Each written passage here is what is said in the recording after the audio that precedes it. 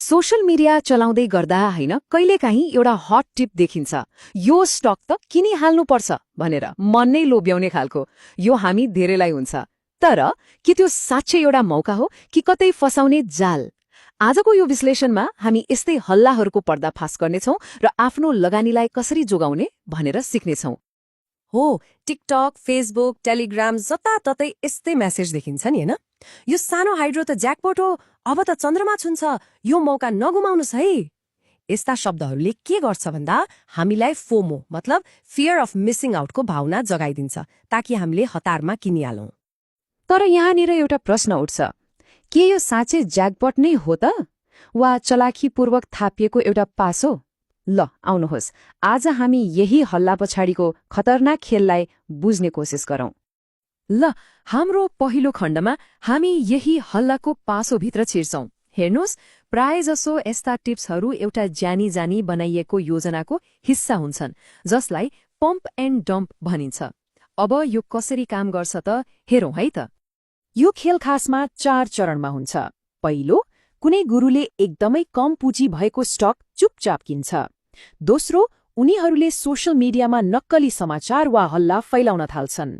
तेस्रो चरणमा के हुन्छ भने त्यही हल्लाको पछि लागेर नयाँ लगानीकर्ताहरूले हतारमा किन्न थाल्छन् र मूल्य ह्वात्तै बढ्छ। यसलाई नै पम्प भनिन्छ। अनि अन्त्यमा जब मूल्य आकाशिएको हुन्छ, ती गुरुहरूले आफ्नो सबै शेयर बेचेर नाफा बुक गर्छन्। त्यसपछि के हुन्छ? मूल्य एक्कासी घट्छ र साना लगानीकर्ता नराम्रोसँग फस्छन्। यसलाई भनिन्छ डम्प। अब यो पुरै खेलमा नयाँ लगानीकर्ताको भूमिका चाहिँ के हो त? यहाँ एउटा शब्द आउँछ, एक्जिट लिक्विडिटी। एकदमै सरल भाषामा भन्नुपर्दा, जब तपाईँ हल्लाको भरमा कुनै स्टक किन्नुहुन्छ, तपाईले वास्तवमा सुरुमा किनेका ती ठूला खेलाडीलाई नाफामा बेचेर बाहिर निस्कन पैसा दिइरहनु भएको हुन्छ।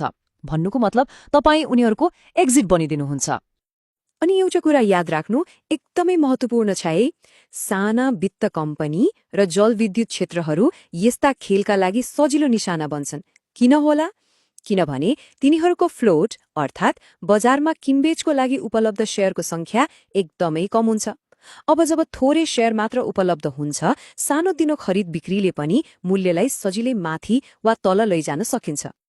त्यसो भए यस्ता खतरनाक हल्ला फैलाउने गुरुहरूलाई चिन्ने चाहिँ कसरी त? ल, हाम्रो दोस्रो खण्डमा हामी यस्ता म्यानिपुलेटरहरूले प्रयोग गर्ने केही संकेतहरू अर्थात् रेड फ्ल्याग बारे कुरा गर्नेछौं। यहाँ केही मुख्य संकेतहरू छन्, एकदम ध्यान दिएर हेर्नुहोस् है। पहिलो, उनीहरूले सधैँ नाफा भएको हरियो स्क्रिनशट्स मात्र देखाउँछन्, आफ्नो घाटा कहिल्यै देखाउँदैनन्। दोस्रो, उनीहरूले ज्याकपट, टु द मुन जस्ता भावनात्मक शब्दहरू प्रयोग गरेर लोभ देखाउँछन्। अनि तेस्रो, भिआइपी टिप्स ग्रुपमा आउनुहोस् भन्दै पैसा माग्छन्। यस्तो केही देख्ने बित्तिकै सावधान भइहाल्नुपर्छ। यो भनाइलाई सधैँ आफ्नो दिमागमा राख्नुहोला। यदि कुनै टिप सार्वजनिक फेसबुक ग्रुपमा आइपुग्यो भने यो बुझ्नुस् कि ठूला खेलाडीहरूले किनिसकेका छन्। तपाईँ चाँडो आउने चरा होइन, तपाईँ त निशाना हो। तर आत्तिनु पर्दैन, यी पासोहरूबाट बच्ने एउटा शक्तिशाली ढाल पनि छ। त्यो हो DYOR, do your own research, अर्थात् आफ्नो अनुसन्धान आफै गर्नुहोस्। ल, हाम्रो तेस्रो खण्डमा हामी किन्नु अघि कुनै पनि जानकारीलाई कसरी जाँच्ने भन्ने बारे 3 चरणको चेकलिस्ट हेर्नेछौं। यो चेकलिस्ट तपाईको लागि ढाल जस्तै हो। पहिलो चरण, स्टेप ए, समाचारको स्रोत जाँच्नुहोस्। के त्यो खबर नेप्सेको अफिसियल साइटमा वा शेयर संसार, नेप्से अल्फा जस्ता विश्वसनीय ठाउँमा छ? यदि छैन भने त्यो हल्ला मात्रै हो। स्टेप बी, इपीएस र मूल्य तुलना गर्नुहोस्।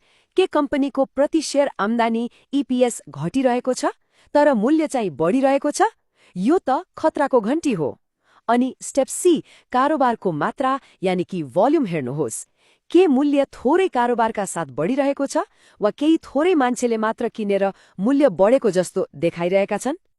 अब हाम्रो चौथो खण्डमा एउटा एकदमै महत्वपूर्ण प्रश्नको सामना गरौं।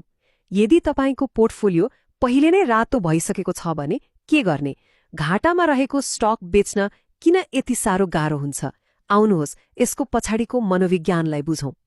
यो एङ्करिङ भन्ने एउटा मनोवैज्ञानिक जालको कारणले हुन्छ। हामीले किनेको मूल्यलाई हामी एउटा एङ्कर मतलब लङ्गुर जस्तै बनाइदिन्छौं। कम्पनीको अवस्था जतिसुकै खराब होस्, हाम्रो मनले के भन्छ भने मैले किनेको मूल्यमा फिर्ता नआएसम्म त बेच्दै बेच्दिन। यही सोचले हामीलाई घाटामा अड्काइराख्छ। अनि त्यो डुबेको स्टक रिकभर होला भनेर पर्खनुको एउटा ठूलो लुकेको मूल्य हुन्छ, जसलाई अवसर लागत वा अपर्च्युनिटी कस्ट भनिन्छ। यो भनेको के हो भने त्यो समयमा तपाईले अरू कुनै राम्रो लगानीबाट कमाउन सक्ने नाफा गुमाइरहनु भएको हुन्छ। यो तालिकाले अवसर लागतलाई छर्लङ्ग पार्छ। मानिलिनुस् तपाईको एउटा डेड स्टक 500 बाट 300 मा झर्यो, मतलब 40% घाटामा। अब यदि तपाईले त्यो 300 रुपैयाँ निकालेर अर्को कुनै राम्रो भ्याल्यु स्टकमा लगानी गर्नुभएको भए त्यो 600 पुग्न सक्थ्यो होला, मतलब 100% नाफा। हेर्नुस् त, त्यो 40% घाटामा अड्किँदा तपाईले 100% नाफाको अवसर गुमाउनु भयो। त्यसो भए कहिले कदम चाल्ने त? त्यो महत्त्वपूर्ण निर्णय कसरी लिने? हाम्रो 5औं खण्डमा हामी तपाईको पोर्टफोलियोको लागि एउटा सरल फ्रेमवर्क हेर्नेछौं। यो स्लाइडले निर्णय लिन सजिलो बनाउँछ। बेच्ने कहिले त? यदि कम्पनीको आधारभूत पक्ष नै कमजोर भइसक्यो, हल्लामा किनिएको थियो वा बजारमा त्योभन्दा राम्रो विकल्प छ भने बेच्नु नै राम्रो। अनि होल्ड कहिले गर्ने? यदि त्यो कुनै राम्रो ब्लूचिप कम्पनी हो जुन समग्र बजारसँगै घटेको छ वा त्यसले लगातार राम्रो लाभांश दिइरहेको छ भने होल्ड गर्नु बुद्धिमानी हुन्छ। ल, घाटामा भए पनि बेच्नुपर्ने 3 मुख्य संकेतहरूबारे अझै प्रष्ट हौं। पहिलो, आधारभूत कमजोरी। कम्पनीको रिपोर्टमा नाफा घट्दैछ वा ऋण बढ्दैछ भने। दोस्रो, हल्लाको अन्त्य।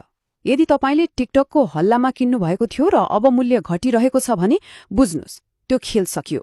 अनि तेस्रो, राम्रो अवसर। यदि तपाईले त्यो भन्दा राम्रो सम्भावना भएको अर्को स्टक फेला पार्नु भएको छ भने आफ्नो पैसालाई त्यहाँ सार्नुहोस्। र होल्ड गर्ने 2 संकेतहरू चाहिँ के हुन् त? पहिलो, ब्लू चिप छुटमा। यदि एनटीसी वा नाबिल जस्तो बलियो स्थापित कम्पनी समग्र बजार घटेको कारणले मात्र तल आएको छ भने यो आत्तिने बेला होइन, होल्ड गर्ने समय हो। दोस्रो, लाभांश सुरक्षा। यदि कम्पनीले अझै पनि 15-20% जस्तो राम्रो र नियमित लाभांश दिइरहेको छ भने त्यो आम्दानीले तपाईको घाटालाई कम गर्न मद्दत गर्छ। र अब हाम्रो अन्तिम खण्डमा नयाँ लगानीकर्ताका लागि आफ्नो पुँजी जोगाउने सबैभन्दा महत्त्वपूर्ण सुनौलो नियम। यो नम्बरलाई आफ्नो दिमागमा सेट गर्नुहोस्, -10%। यो तपाईको जोखिम व्यवस्थापनको लागि सबैभन्दा महत्त्वपूर्ण अङ्क हो। यो हो 10% स्टप लस नियम। यसको मतलब के हो भने तपाईले किन्नु अघि नै एउटा निर्णय लिनुहुन्छ। यदि मैले 400 रुपैयाँमा स्टक किने र त्यो 360 मा झर्यो भने म बेच्छु, मेरो मनले जेसुकै भनोस्। यसले तपाईको निर्णय प्रक्रियाबाट भावनालाई बाहिर राख्छ र सानो घाटालाई ठूलो हुनबाट जोगाउँछ। किनकि यो एउटा एकदमै सरल तर शक्तिशाली सत्य हो। 50% गुमाउनु भन्दा 10% गुमाउनु धेरै राम्रो हो। यो अनुशासित बिक्रीको बुद्धिमत्ता हो। अब एउटा अन्तिम तर सबैभन्दा महत्त्वपूर्ण प्रश्न, के तपाईँ अबदेखि यस्ता टिप्स पछ्याउन छोडेर कम्पनीको रिपोर्टहरू पढ्न सुरु गर्नुहुन्छ? यदि तपाईँ आफ्नो अनुसन्धानको यात्रामा प्रतिबद्ध हुनुहुन्छ भने कमेन्टमा DYOR लेखेर आफ्नो प्रतिबद्धता जनाउनुहोस्।